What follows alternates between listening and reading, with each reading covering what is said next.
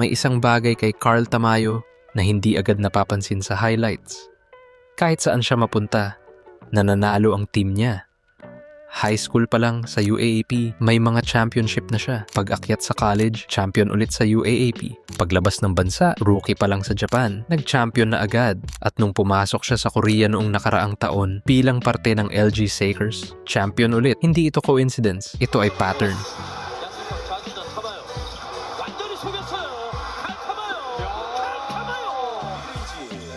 타마요 주의해야 돼요. 타마요 붙입니다. 득점 인정.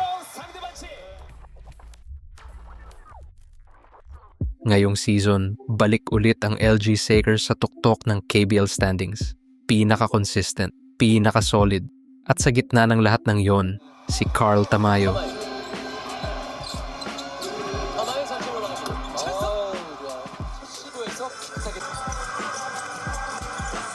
타마요. 유기상과 타마요. 아웃넘버 타마요 득점. Hindi lang siya basta kasama sa panalo, siya na ngayon ang primary scorer ng pinakamahusay na team sa buong liga. He's averaging 17 points, 6 rebounds, and 3 assists. Shooting 35% from 3-point range. At ang nakakabigla pa, hindi niya ginagawa to sa puro highlight plays. Ginagawa niya ito sa tamang desisyon, tamang galaw, at tamang shot selection. Gabi-gabi. 상당히 지금 상대적으로 좋게 쓰이기 때문이죠. 네. 그리고 다시 양준석 타마요에게 타마요. Sa Korea, may mga player na magaling, may mga player na consistent, at may iilan lang na kayang baguhin ang laro kahit hindi sila ang pinakamabilis o pinakamalakas. Si Carl Tamayo, isa siya sa mga yon. Hindi siya papasok sa court na may fireworks. Walang overreaction. Walang unnecessary dribbles. Pero habang tumatagal ang laro, mapapansin mo, parang mas lalo siyang komportable kaysa sa lahat ng nasa loob. 차명희 선수는 또 오펜스를 해야 되는 선수거든요. 타마요. 나와 있습니다.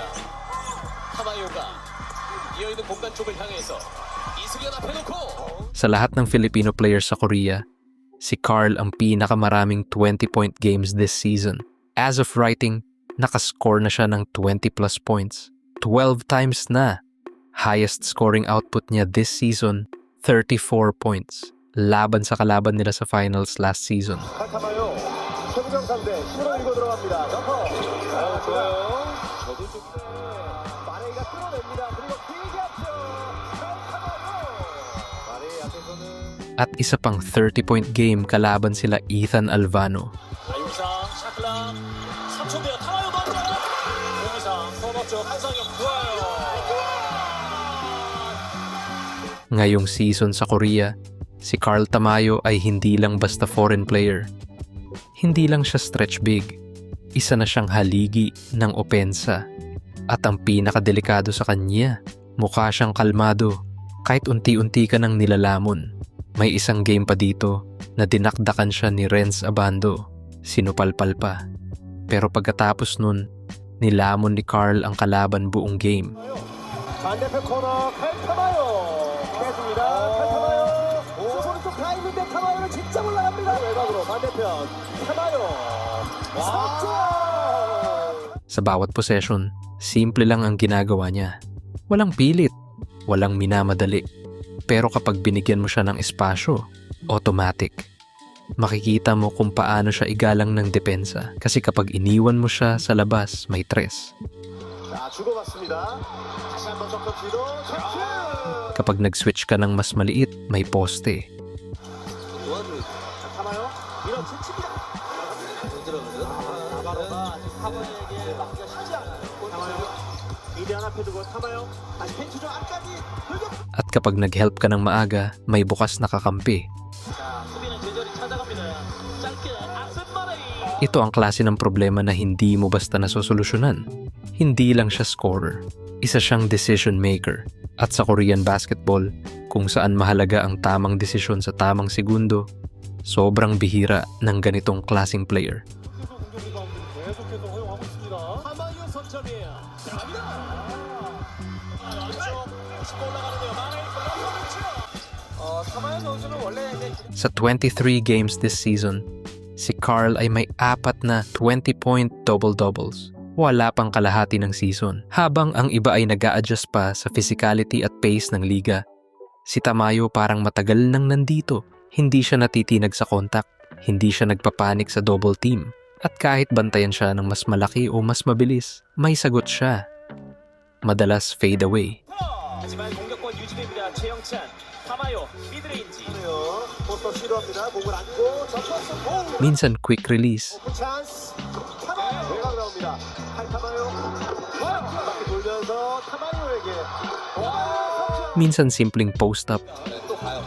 타마요 결국은 밀어냈어요. 잘 따라가죠. 자, 타마요 범핑 이후에 타마요 스텝업 이후에 점.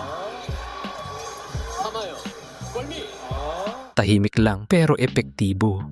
Sa bawat laro, makikita mo ang epekto niya sa spacing ng opensa. Kapag nasa floor siya, mas lumuluwag ang lane, mas nagiging malinis ang ball movement, mas nagiging confident ang guards. At yan ang klase ng impact na hindi mo agad makikita sa highlights, pero ramdam ng buong team. Ngayong taon, si Carl Tamayo ay nagbibigay ng consistent scoring output, kasabay ng rebounds at efficiency na bihirang makuha sa isang young international big man. Hindi siya high-usage player, pero mataas ang conversion rate. Ibig sabihin, kapag binigyan mo siya ng pagkakataon, madalas may balik. 남은 시간 6초고요. 다시 한번 칼 타마요. 자, 뚫고 올라갑니다. 커피. 타마요 하죠. 그렇습니다. 타마요에게 볼 전달됐고요.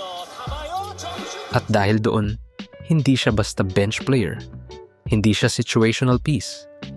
Isa siyang core part ng rotation. Kapag kailangan ng puntos, nandyan siya.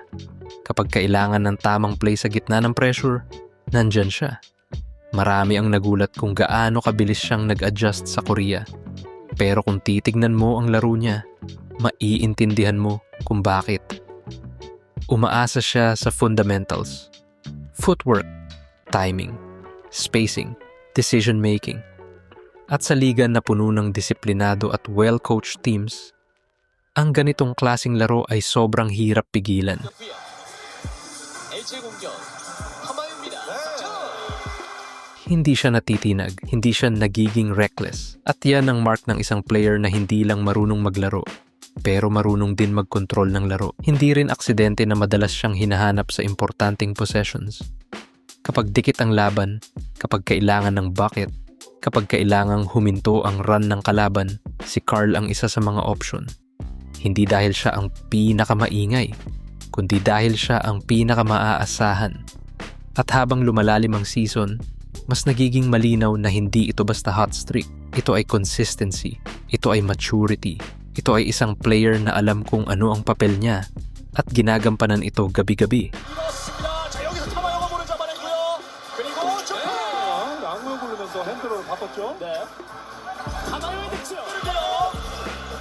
타마요가 볼 따냈어요. 골밑.